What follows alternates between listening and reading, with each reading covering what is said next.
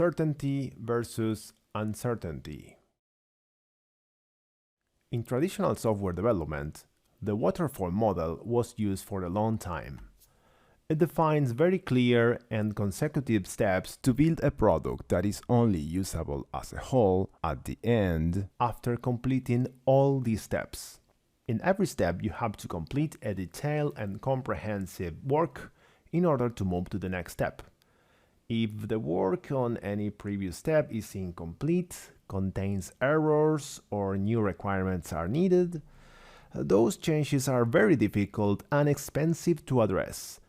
Now, this approach is great, but only when you know from the beginning exactly everything that you will need to do and you are certain that it's not going to change, which nowadays in most industries and businesses that is very rare and uncommon. The waterfall approach makes sense when you can define what to build with a high degree of details and you need to be certain before building it, as it will be there for a long time and modifying it will be super expensive or even impossible.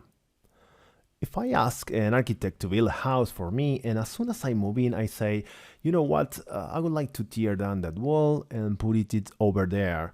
And the dormitory, I think it should be moved to the first floor instead of the ground floor.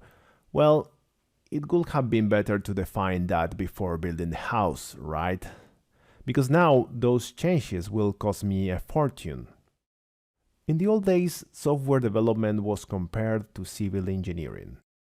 However, programs were made with punch cards, which required a lot of effort and detailed previous analysis. Also, there were not personal computers, and the time of running a computer was incredibly expensive, so you could not afford bringing a buggy card to the computer center to run a program that needs adjustments and waste so much money for nothing. But fortunately, that is not the case anymore. Nowadays, changing a program is quite cheap. Nowadays, most of businesses have to face and solve complex adaptive problems. That is a problem that you understand, but it has a lot of uncertainty and the solution will have to be adapted to a lot of variables that you cannot know right now or control. The waterfall model is not effective for problems with so much uncertainty. One example is a software product that face a lot of uncertainty in requirements and technology and need to be inspected and adapted very frequently to achieve its vision. The good news is that software and many other products are moldable. That means that they can be modeled and changed quite easily at a relatively low cost. Building software is like opening a door to a new universe, really. You understand the problem to solve and the goal, but you are entering into an unknown and new world where you will discover and learn a lot of new things along the way.